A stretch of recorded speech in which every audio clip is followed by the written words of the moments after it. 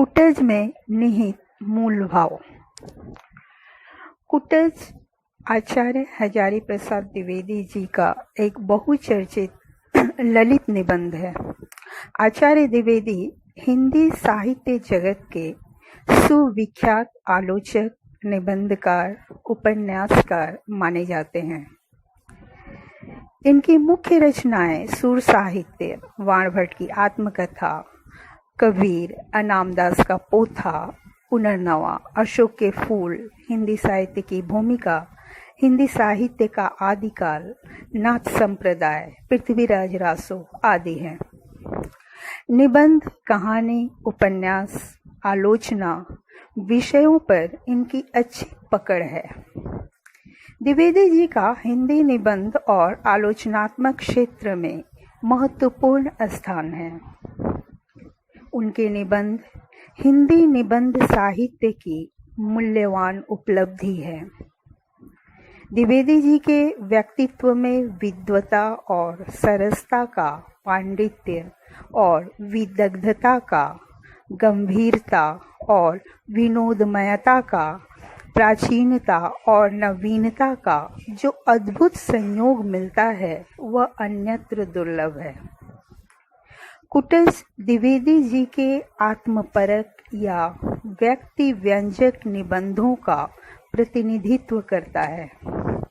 कुटज एक जंगली वनस्पति है जो हिमालय की विषम पर्वत श्रृंखलाओं में नीरस एवं शुष्क चट्टानों के बीच भी हरा भरा रहता है। कुटज जीवट है, जीवन का उल्लास है और उमंगों से कूट कूट कर भरा हुआ है।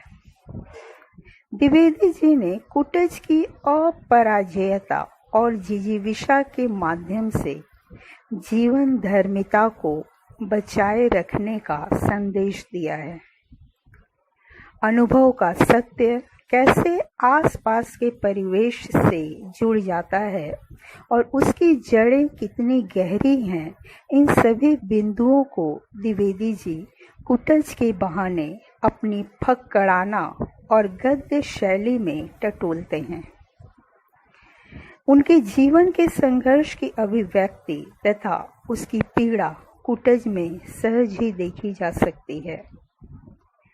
कुटज जैसे साधारण और अदना सा पौधे के असाधारणत्व की प्रतिष्ठा असल में मनुष्य के जीवट की प्रतिष्ठा है।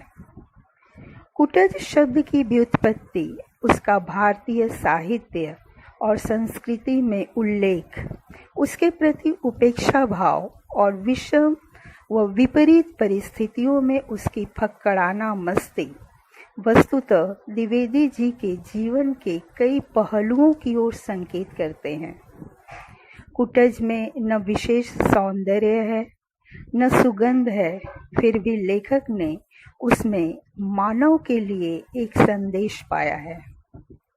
इसमें आत्मविश्वास है और विषम परिस्थितियों में भी शान के साथ जीने की क्षमता है।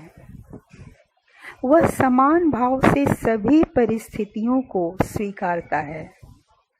सामान्य से सामान्य वस्तु में भी विशेष गुण हो सकते हैं, यह जताना भी कुटज का उद्देश्य है।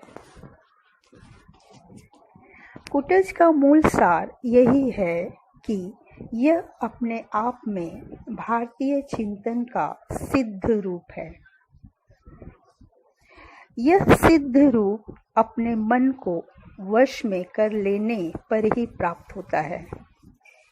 स्वार्थ के लिए जीना व्यर्थ है। मूल तो समष्टि दृष्टि में और समष्टि के लिए अपना सब कुछ दे देने में है।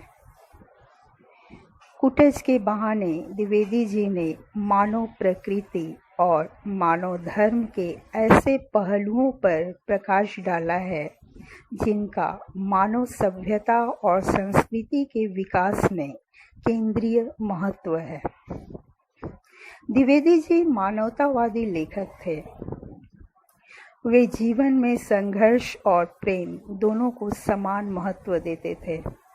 उनकी दृष्टि में यदि हमारा स्वार्थ सभी का स्वार्थ न बने तो मानव जीवन की सार्थकता ही क्या। अपने इसी दृष्टिकोण को उन्होंने कुटेज के माध्यम से व्यक्त किया है।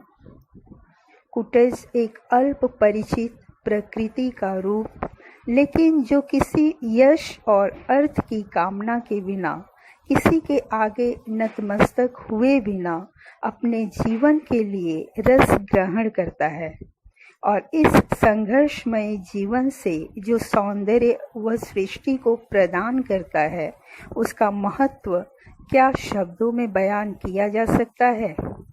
द्विवेदी जी ने इसी बात को इस निबंध के माध्यम से समझाना चाहा है।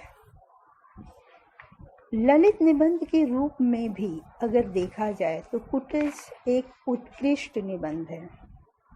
भाव और चिंतन का सामंजस्य तथा भाषा का लालित्य और प्रवाह इस निबंध को विशिष्टता प्रदान करते हैं। यह निबंध सहजता और सरसता में महानतम चिंतन का प्रकाशक है। विषय वस्तु सूक्ष्म और गहन है, परंतु कुटेज का माध्यम जिस सहजता और प्रसन्न भाषा के साथ उसे प्रत्यक्ष करता है, वह ललित निबंध का मानदंड है। शास्त्र ज्ञान इसमें है, दर्शन इसमें है और चिंतन भी इसमें है, किंतु उसकी प्रस्तुति ललित है, प्रिय है और सुंदर है।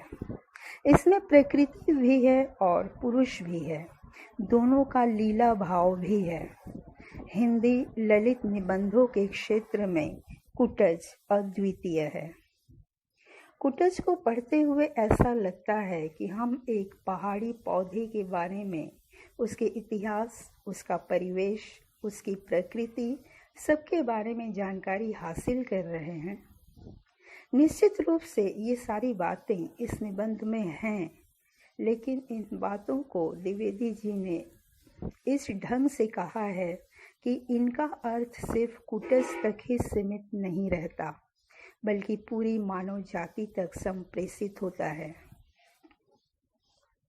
भाषा की दृष्टि से भी निबंध का प्रभाव अद्वितीय है।